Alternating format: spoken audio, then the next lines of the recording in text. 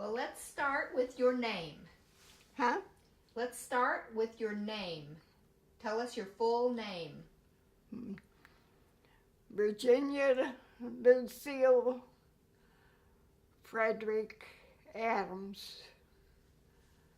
Yeah. Because there I had, what do they call them, the people that are with you? I took her name and his name. Yeah. Yeah. And tell us the day and the year you were born. Huh? Tell us when you were born. 1913. What day? I have no idea. Okay. Well, we've got April 8th. It's April 8th, yeah. Okay. And that you were born in Chicago? Right, on Evanston Avenue. So tell us about how small you were. A little over 3 pounds. Yeah, to live to be 102. Wow. And I heard that they put you in a shoebox to keep you warm. Yeah. My mother was a nurse, thank goodness, and took care of me. I think I had to sleep on her breast at night, to, so I kept warm or something. But anyway, and I can remember I had infantile paralysis and a radical mastoid operation. I had an 18-pound tumor removed. Yeah, I mean, on and on it goes. How I survived all those. When I had infantile paralysis, I was in bed 2 months in the summer, and when the doctor left the house, he said to Mother, "Oh, she may never walk again." And when he left, I said, "He can't tell me I won't walk again." And in 2 weeks, I was dancing for World War II Rainbow Division, World War I Rainbow Division. And Mother made me a rainbow costume with the tulle and the rainbow ribbons and rainbow ribbon around my hair. I had long blonde natural curly hair. And I danced 2 years in a row for them, the Rainbow Division of World War I, which doesn't exist today. How old were you? 5 or 6, I think. Yeah. Do you have memories of the soldiers or the widows? Do Oh, you remember? yeah. What do you remember about that experience? But they were so glad to see me, Oh, what did you say? I was just curious about what you remember from going to those homes and dancing. Oh, I remember getting on the streetcar in Chicago to go to my dancing lessons, and the conductor would say, "Hi, Burge," which they don't do today, believe me. It's a whole different world. You knew all your neighbors and everybody. I don't know. We were so, during the Depression, at 18, I was ready to go to college, and the banks closed, and all my money was gone.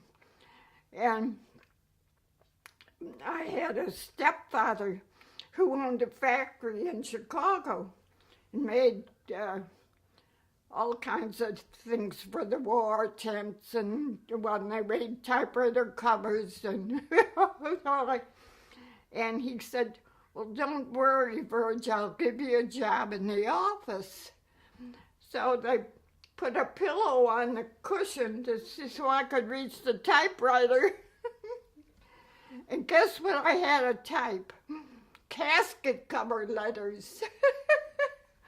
I said, I gotta make a game out of this. How many can I type in 15 minutes? And I did, and made my work interesting. You know, I didn't mope about what I had to do. And I went to art school at night and worked during the day. And we had to work a half a day on Saturday. And he would come in, and he was trying to work the telephones out in the outer office, you know. And I said, wait a minute, let me do that. And I changed the thing for him. He says, I told you not to work those things. And I said, how can I sit here and have lunch every week, you know, every day, and not watch her work the telephones and not learn how to do it? And he says, wow. So every Saturday he'd say, do you know how to pay bills? I said, no, but if you show me. He taught me how to pay the bills. And do you know how to do this? And do you know how to do that? And I said, no, and he'd show me. He was so smart, he could figure everything in his head. He didn't have to write it down, you know, all of the math. And he taught me all the tricks in math and everything. And later on in life, when, we moved up to Wisconsin. But before that, we belonged to the community club in Maywood, Illinois. And I put on plays and did all sorts of things, you know. And I can't show you, maybe show you later when we get up what I did. But if I sat on the floor, I learned this in dancing. Then I moved this foot over and that one, and you'd sit on the floor and you walked across the floor on my knees. Well, I put that as an act at the community club, and I thought they'd die. They said, oh my God, Bridget, and I didn't use my hands, see, I just did it all, and then walked across the floor on my knees. And I'm telling you, we had more fun, you know. Then I moved up to Wisconsin.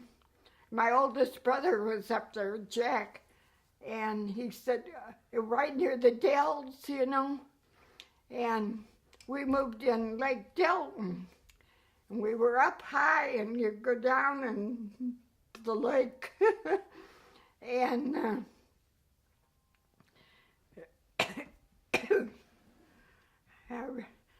I didn't have anything to do, and I was already president of PTA, and so I started the PTA up in Wisconsin and the school lunch program, because their folks worked in the Dells and lived in Lake Delton, and the kids didn't eat lunch. So I said, we lived up, and then a block down was the grammar school. So I said, I'll start the lunch program. And my husband drove me to Madison, and I said to the head of the program, I want the best possible lunch I can get for those kids, because they don't get any food during the day. So we started that, and it was wonderful. The kids got a beautiful lunch, you know, everything. And we went to Madison, Wisconsin, and got all the dishes and all the stuff they from the World War, all the soldiers' stuff, and we got that to start, the dishes and everything. Oh, it was unbelievable. And then I started the PTA for the women so they'd have something to do. And when I got through all that, I thought, oh, I can't sit here in the winter time. I just said to Blenny, go out and see what the temperature is. And it was 48 below. And I said, we're getting out of here. He said, would you like to move to Arkansas? And I said, you bet, it'd be warm down there. So we came to Arkansas. And what year was that, maybe? I can't remember. We bought a little bungalow out somewhere with a real cute little house. And we stayed there, and then when Joyce, when the kids were all going to different schools, I said to Blaney, we'll have to move into town, not out here. So a fella came out to look at the house, and that worked at Penny's, J.C. Penney's. He was assistant manager, and he was looking at the house. And I said, well, we have to move into town because the kids will all be going to different schools. And I'll have to look for a job because they didn't accept my husband. They called him a damn Yankee, from being up north. So, and he could do anything. He was an electrician, and boy. But anyway, he got a job, and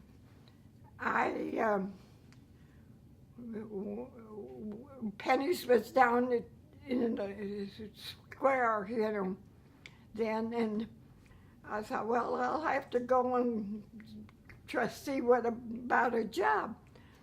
So I got to the square and saw Penny's and walked to the door. And there was the assistant manager, and he says, oh, hi. He says, come on, I'll introduce you to the manager. So he took me, and then the office was up on a stairway, right, in the store, up on a balcony, like. So he took me on, and Mr. Bowen, and he introduced me, and they had a job open for the children's department. The woman was retiring, and then he needed somebody. And we were talking, and he said, Virginia, where were you born? I said, Chicago. He said, you're hired. I said, Mr. Bowen, where were you born? He said, Nebraska. So anyway, I got the job. What year was that? Huh? What year was that? I can't remember. I can't remember what year. But anyway, I will, yeah.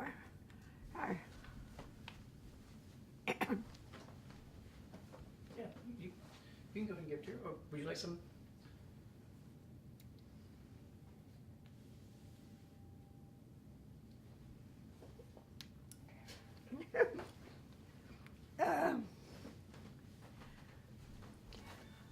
Where was I? Well, let's go back to when you were a child.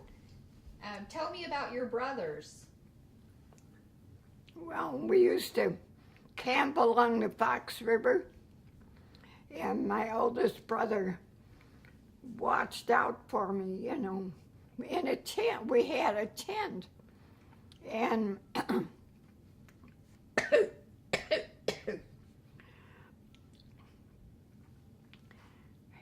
he taught me how to swim with watermelon wings, with the wings, you know, the white wings. And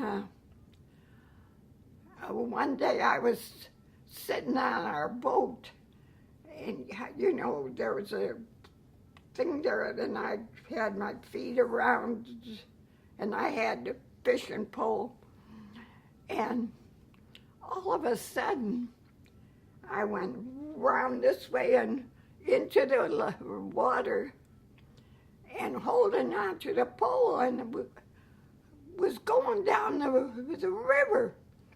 And my brother dove in and swam after me and caught me.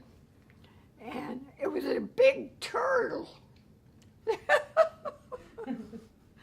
That just took hold, you know. Oh, Lord, I tell you. All the fun. Did he teach you how to swim? Oh, yeah.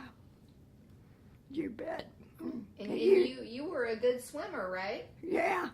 He took me.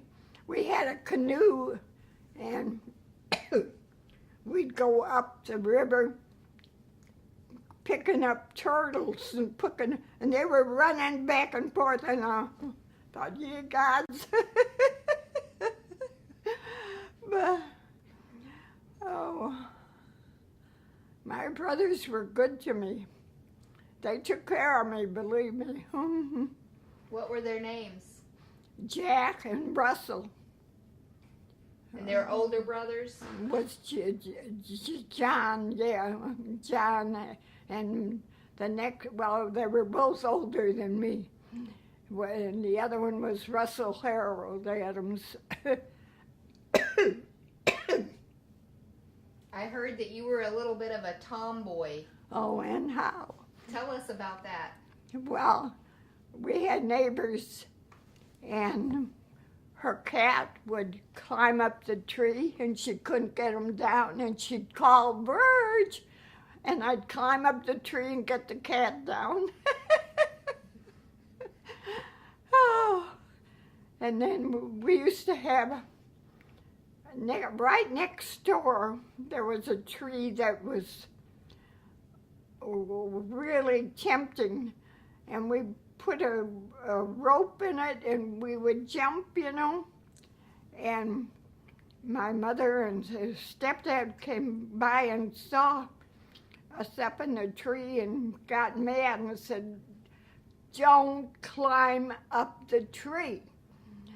And a boy that was playing with us was up in the tree, and he jumped down, and the rope broke, and he was hurt. So they took him to the hospital. But it was just lucky it wasn't me, because I was next. Oh, I tell you. And when the Depression hit, we fed the whole neighborhood, the whole block, because nobody had a job. And we all did, see, in the factory. That was it's still going, would you believe it? Which factory is that? Pierce Manufacturing Company in Chicago. This was your stepfather's Yeah, business? yeah. Boy. And your father, was he in vaudeville? Huh? Your father, was he in vaudeville? A what? Vaudeville. Is that, Performer. he was a performer? Did he perform? Huh? Maybe right. Okay. Let's see.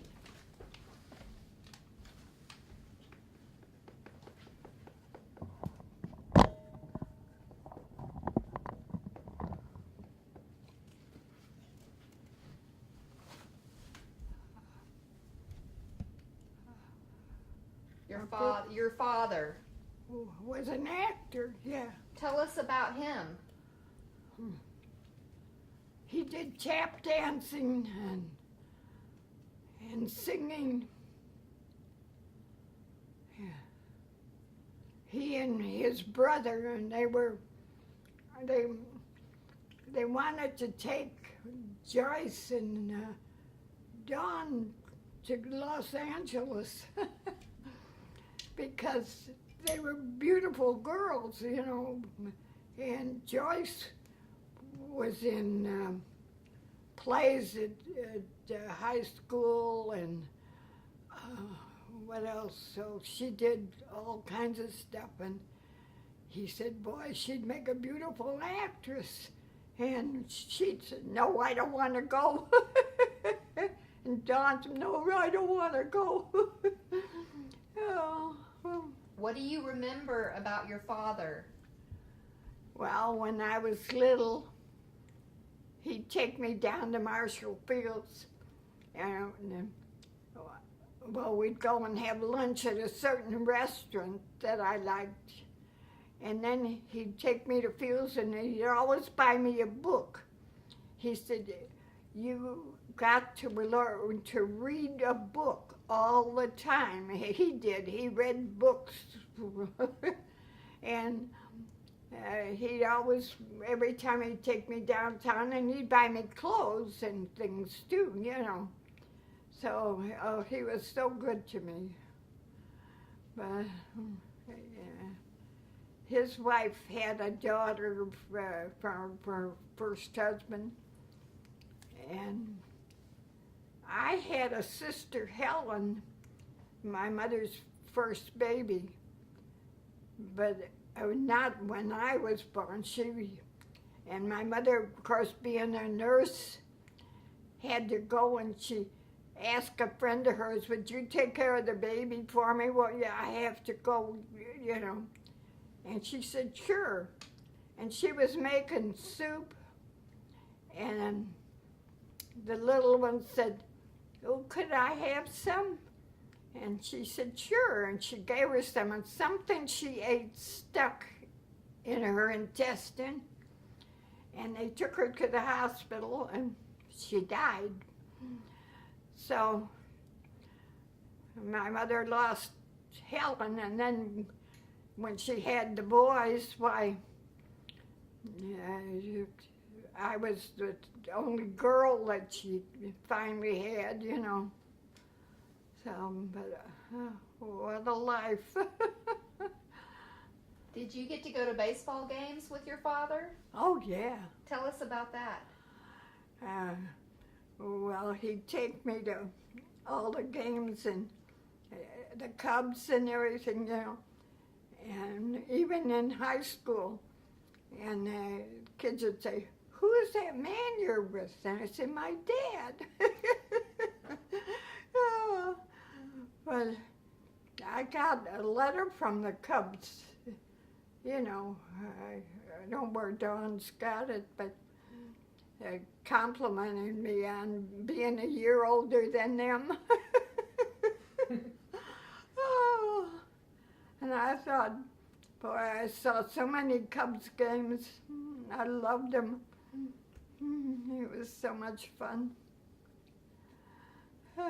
So I heard that you wrote for the newspaper, or you worked for the newspaper in high school. Let's see. What did she do? Was she an artist? She designed cover for the yearbook. Oh, the cover for your yearbook. Oh, she can show it to you. Tell us about what you did. I designed the cover for the yearbook, and well, what did I do? So much. She did Sorry, can you have her hold Christmas that? Yes, could you hold this for us? the Christmas card. She did that. Oh yeah. Did you make that? They had Christmas cards, yeah. How old were you when you did that? Were you young? In high school doing, yeah. Oh, I did a lot of artwork. You know. You wanted to be an artist? Well, it was fun, you know.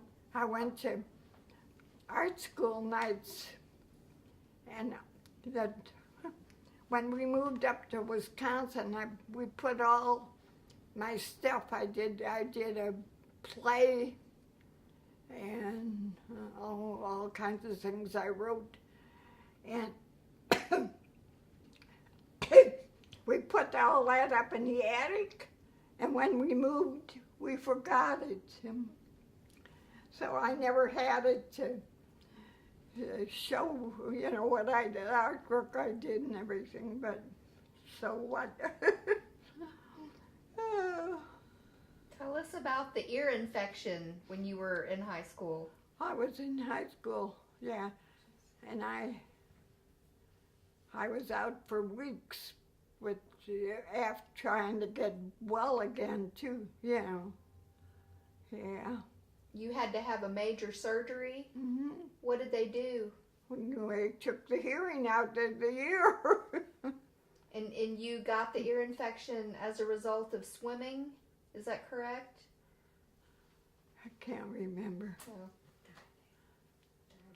You were diving? Yeah. Was there a school team that you were a part of? Let's see. I was standing broad jumper. I could stand and fly through the air. And something else. I played volleyball. We won the volleyball championship. And I tried out for basketball, and somebody hit me, and I said, I'm not in this game. Forgot it. Oh. Sounds like you were very active in high school. Oh, yeah. Tell us how you met your husband. The funny part was, I was going with my girlfriend's brother, Hans Christian Andersen, and he was going to Purdue, and he said to Blaney was his best friend, and he says, see, the Birds doesn't date anybody else. He did. And we had a summer home out on the lake, and he would come out, when I'd go out there on weekend with Mother and I. We had a lot of company, and then we'd do the wash on the weekend, or on, and you'd have to hang it out then. You didn't have a dryer. It was when you had a scrub, oh boy. All the sheets with all the company we got. But anyway, it was so nice out there. It was beautiful. Then one time the lake flooded the basement of our home, and then later my stepdad passed away, and he was hit by a streetcar in Pittsburgh, Pennsylvania when he was 6 years old, and he lost one leg. And they didn't give him any money till he was 21. They didn't give it to the family, see. So that's how he got in the business in Chicago. So it was a blessing, in a way. And when my mother needed a job, her girlfriend went after my dad, and they divorced, and she needed a job, and she got one at Beers Manufacturing Company, sewing machine. She could sew anything, and then they eventually married, see, and we got a home out in Maywood, Illinois, a bungalow, and the whole life changed. And that's why he gave me a job, see, when the Depression came. And we could feed the neighborhood. Boy, those poor people, you know. But it was a blessing for me.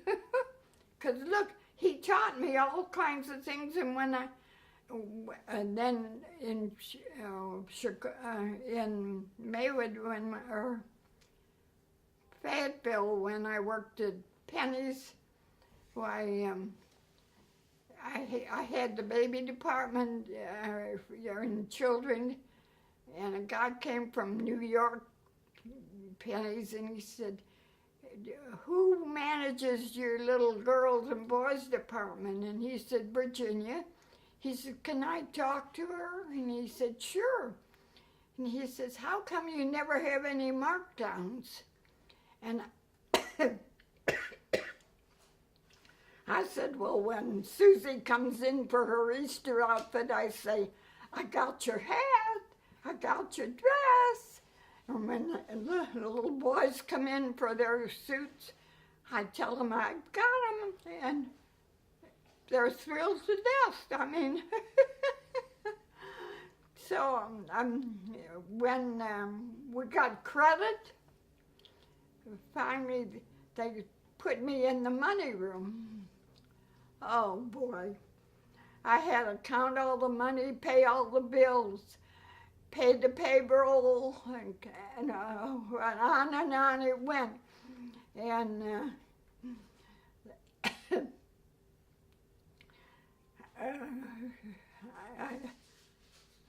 when I left, why, I said, "I've got to stay home with my mother. She's 100 years old, and I can't leave her alone." And they said, "Oh, Bird, you can't leave." Well, they had to get 2 people to do my job in the money room, because one person couldn't do it all. But I always made a game of stuff. I never took anything real seriously, and I had a lot of fun doing it.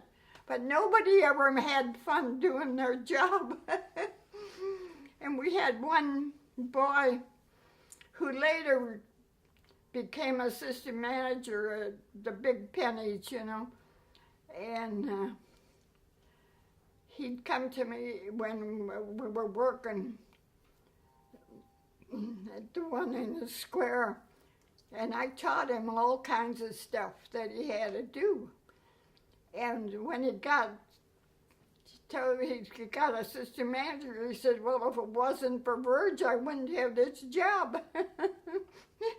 But we had a good time together. And when he retired, every time I went to Penny's, he'd find me.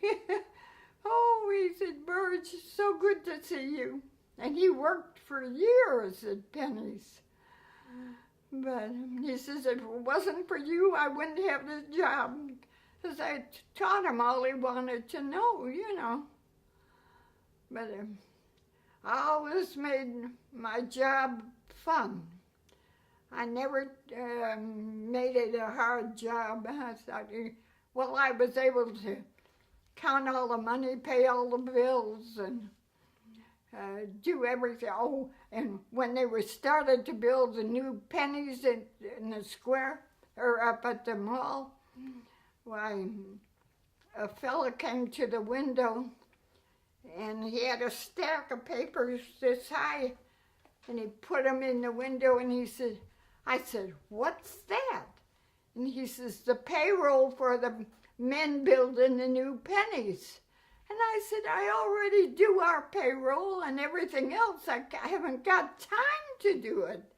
I mean, I had to work into the evening, you know. Well,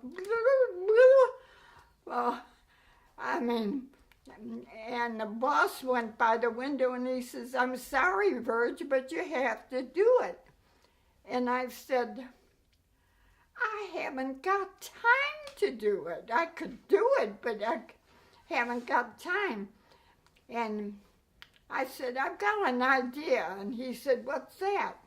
And I said, "You hire a young man and I'll teach him how to do the payroll."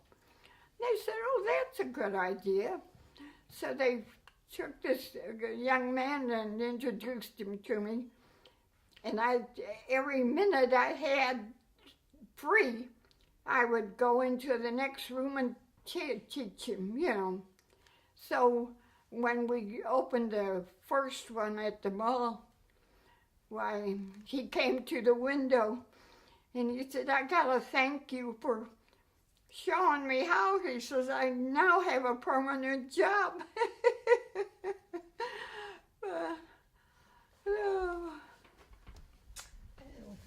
Would you like to tell us about your London trip?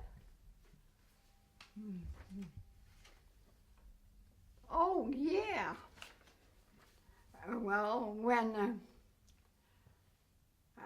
I quit pennies to take care of my mother, before I got a chance, Don gave us a trip to London.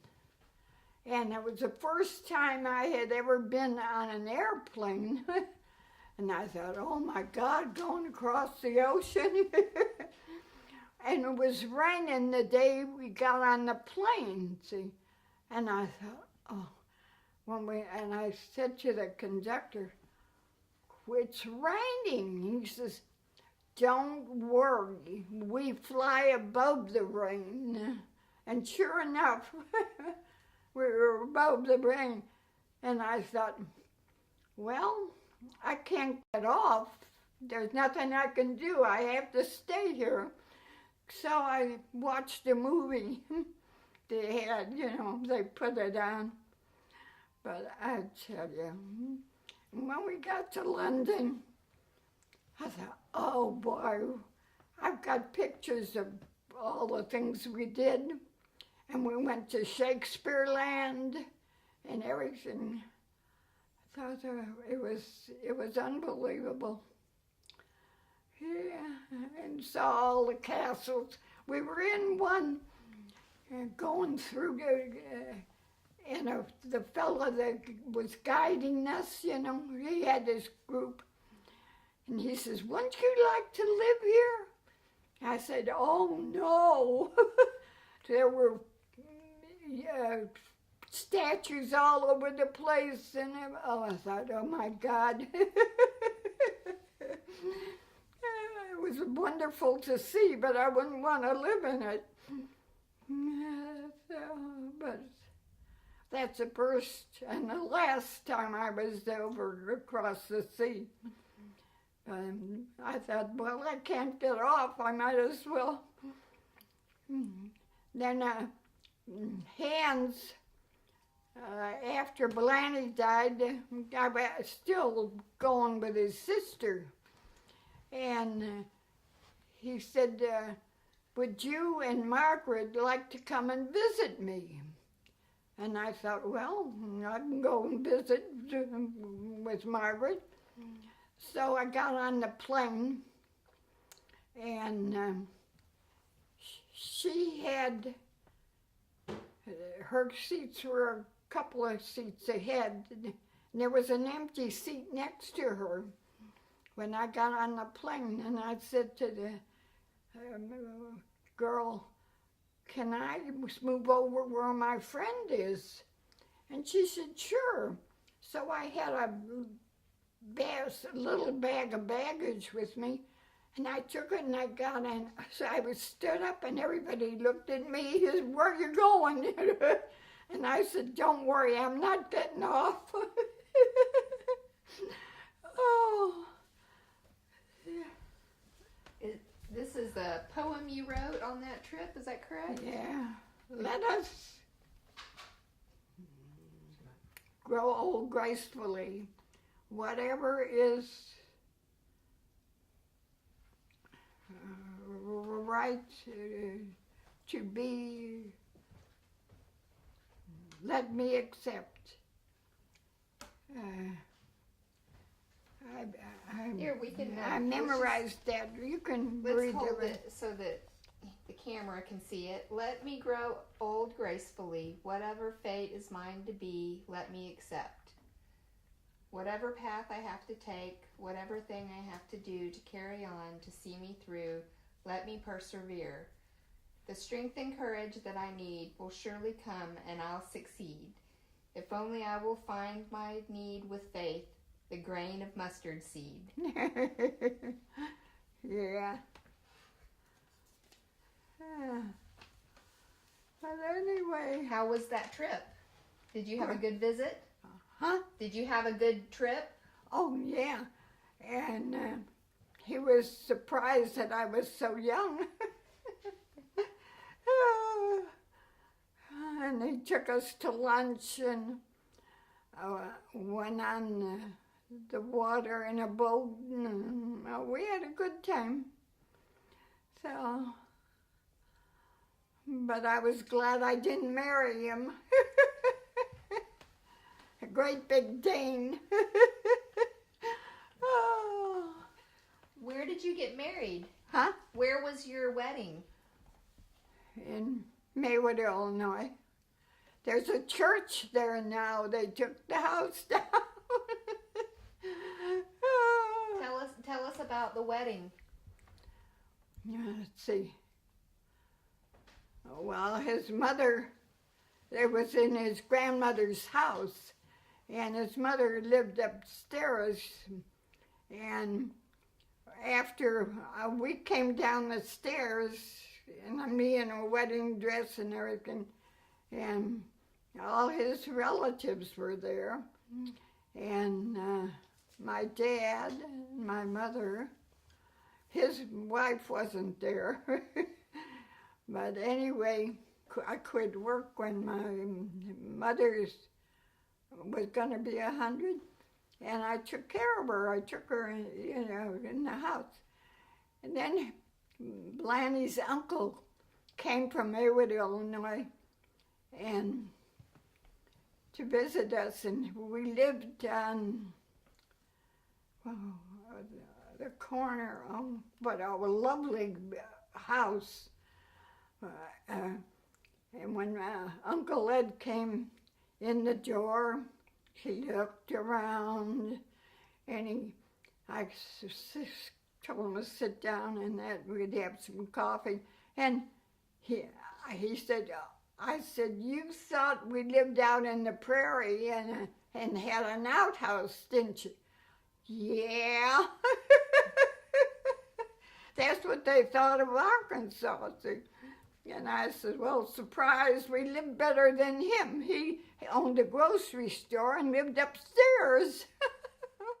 Hey, Sarah, real quick, tell us just like one of the reasons you wanted to do this and kind of what we're doing here.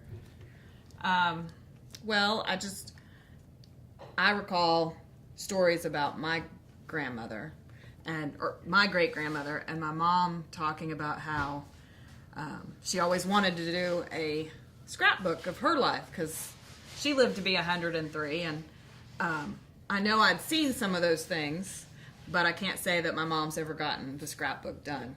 And so I've been doing some clips of her, but I just know that there's lots of stories that are kind of here, there, and everywhere in my stuff. So I thought that if I could get some other people to do some videoing, the quality might be a little different than some of the things I'm getting. So I just wanted to get some of her stories because there are so many after 102 years.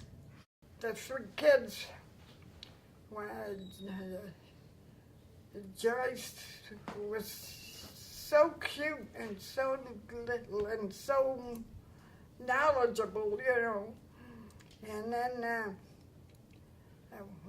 when Dawn came, Blanny was out pushing her in the buggy one day, and a friend of his came by and says, oh, don't you wish she was a boy? And he got mad. He said, no, I'm thrilled that she's a little girl. And he came home and he said, can you imagine somebody saying that to you? And I said, no, but I said, don't worry. Eventually you'll have a boy. And sure enough, bingo, just like that. And then when my brother said, oh, come up to Wisconsin, it's so beautiful, So I said, okay. So when we moved up there, Jimmy was such a little stinker, and we were, you know, a block right down the hill to school, and my mother bought a place next door then, and I would miss him and go around looking for him and go down to the lake and everything on. And finally I would go down to the school and say, "Did you see Jimmy anywhere?" And he said, "Yeah, he's in the room answering all the questions." Or he'd go next door to Mother, you know. I said, oh my God, it was horrible watching him. He was such a little Dickens. Yeah. And then when it got 48 below, you know, we moved to Arkansas, I was thrilled. Oh, yeah. But, and the Dawn wanted to stay up in Wisconsin. She loved it. Yeah. Can you talk about sorority? Sorority? Say Beta Sigma Phi. Beta Sigma Phi. Yeah. Can you talk a little bit about things you've done with Beta Sigma Phi? I can't remember much. I've been in there 50 years. Oh, Lord. We used to go to conventions, and when Blaney and I would dance, why, they'd all stop and watch us. We danced so well together. But, that was fun. He'd take a bunch of sorority sisters here to go when we went to other towns, you know, to the convention. And we had such a good time. I got a whole box of pictures in the other room of all the sorority stuff. That was great. But to be 50 years, oh, Lord. And then Joyce joined, you know, when she came here. So she's been doing a lot for sorority. I'm glad, because I can't eat. They fix special things for me to eat when they're having a meeting, so I don't, I can go, you know. Do you remember when my parents started their business? Huh? Do you remember the Star Shopper starting? Let's see. Yeah.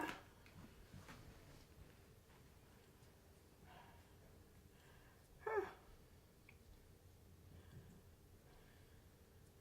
I know when Joyce came here, nobody, you know, came back and started the shopper. Nobody came in until we told them, hey, it's Joyce's place. Oh, then bingo. But they ignored it until they knew that she started it. Oh, that was so funny. I thought, oh boy. Yep. Do you remember babysitting Alex and Adam? Yeah, because I took care of Adam. And when I'd be doing things for him, he'd say, no, I do it. To this day, when he comes, I say, no, I do it. Oh, he was adorable. Oh, such a cute little boy. Then he got so smart. He passed high school. He had 1 B. All the rest were A's. Then when he got to university, he got all A's. Can you beat that? With a scholarship. It was free. It was wonderful. be that smart always. Oh, God. Yeah.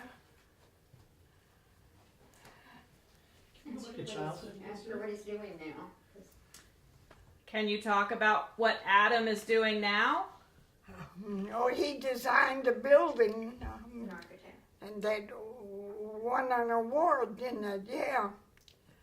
And he's in Memphis now, and he wants to go to Denver eventually. I said, what do you want to go to Denver for? Up north in Colorado? Good grief. Oh, he laughed. Oh, I asked about Alex and the baby coming. Can you talk about Alex and the baby that's going to be here soon? Yeah, she, around the 19th, I guess, she expects a little boy. So that'll be fun. I've got a great-granddaughter. Her Joyce. Adeline? Yeah. Yeah, and your daughters. Gigi and Renee. Huh? Gigi and Renee. Yeah. And let's see. And John's two daughters. I got a bunch of great grandchildren. Boy. How many total? Yeah. 4 girls and 4 girls? 7. Well, Bill's. Oh, Was it 7? 2, 4. 3, 4, 5, 6. I guess 7. Is there anything you'd like to talk about? Huh? Anything that you'd like to talk about? Getting old. Yeah. I was thrilled that my mother lived to be 103. Yeah. Was active till the day she passed away. Didn't have to be in a nursing home, and Yeah. boy, that place I had to go was miserable. When I fell, oh, I don't know. They weren't nice at all. The hospital was nice, but then the rehab was awful. Oh. I thought I felt sorry for those old people. Oh, Lordy. Yeah. Can we go back to her childhood at all, or anything else we've missed? Are there any other stories from your childhood you could tell us? Huh? Can you tell us anything about when you were younger? She used to bake a lot of cakes and run around with her brothers and go picnics and stuff. What about cooking? Baking. About what? Baking. Cakes.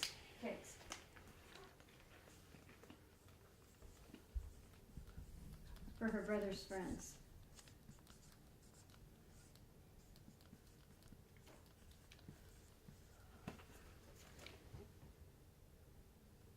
Baking, oh, I can't remember too much.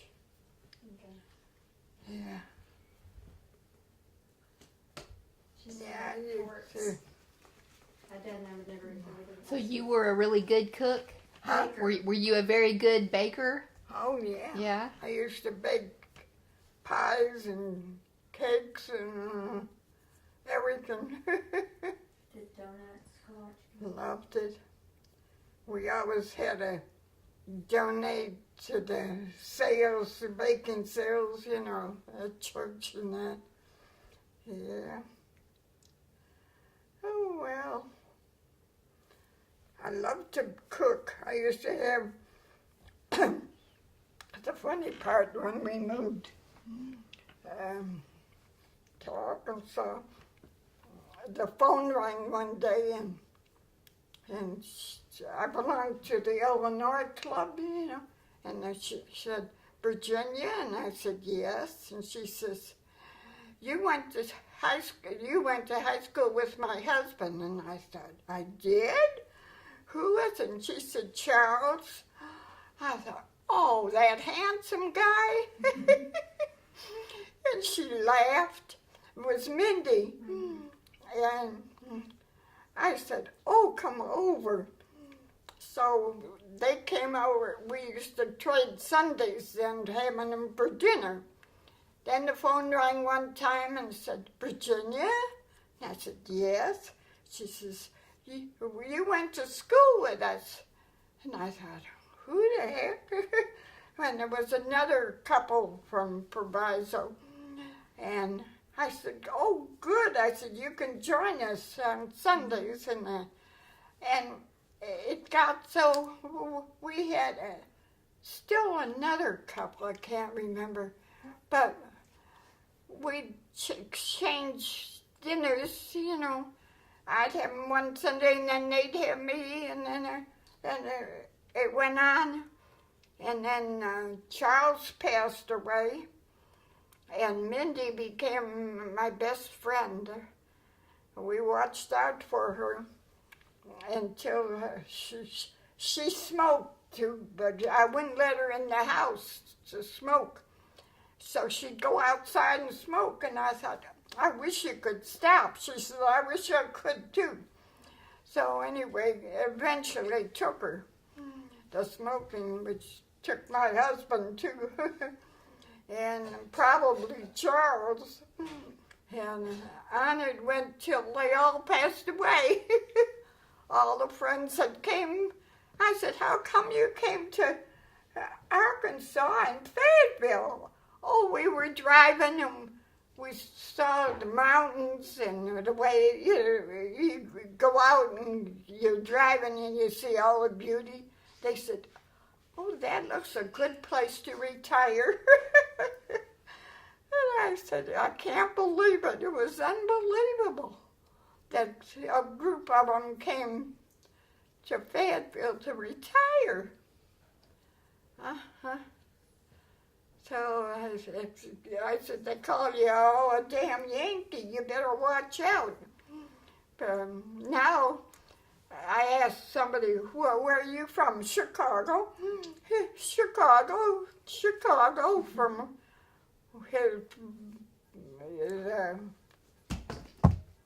what you call it? The Walmart, yeah. When I worked at Pennies in the Square, Walmart had a dime store in the square, and the price was 25 cents an hour. They paid 20. And I said to Mr. Bowen, when they started Walmart, I said, I would never invest in Walmart because he paid 20 cents an hour. Or I'd have been a millionaire today, and so would he if he had lived. He said, no, I wouldn't buy any stock in them either because they paid 20 cents when it was 25 in that dime store. And I thought, that is mean. So when they started Walmart, no way. I said, the money doesn't mean to me, but the goodness and the kindness and what you're doing does. I tell you, yep. No, I didn't get any retirement money from Pennies because I quit, when they had to get 2 people to do my job.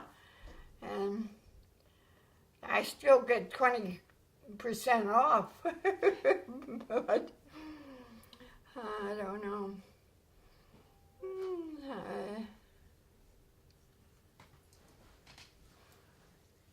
Are you getting hungry? You ready for lunch? Are you getting hungry? Talking too fast. Hungry? Lunch?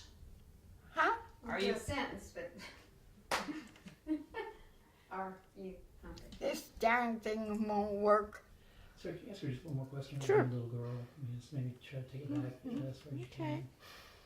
can. Let's see. Is there anything else you can think of from? Huh? Is there anything you can think of from when you were a little girl to talk about? I got sick so much. Asked her about Infantile paralysis the and department store, Marshall Fields, when her dad took her to Marshall I Fields. mean, I was always sick. She did. But I still danced and Through yeah. Do you want to tell us a little more about Marshall Fields? Visiting Marshall Fields with your dad? Oh, yeah, I used to love to go down there. What was it like? Was it a really big store? Oh yeah, it's closed now. It's gone. It's gone. What kind of things were there? Did they have a big toy department and Oh, everything. Great big department store. Yeah. He buy me my clothes there, and they were really ultra. Boy. Anything else you want to say? Huh? Anything you want to say?